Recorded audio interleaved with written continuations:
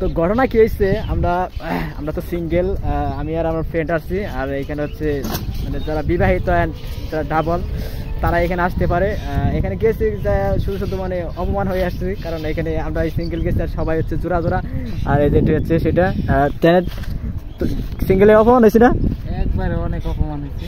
মানে কি বলবো একদম, মানে এখানে যাই মানে আমরা বোধাই সাজা গেছি যে সব জায়গায় খালি ডাবল ডাবল। আমরা দুজন এখানে বললাম মধ্যে কিছুক্ষণ বই আসছিলাম, বই থাকার পর আবার চলে আসলাম, তাই না? আর এটা হচ্ছে আপনার কাপাসিয়া, এই যে এটা হচ্ছে কাপাসিয়া গাজীপুর।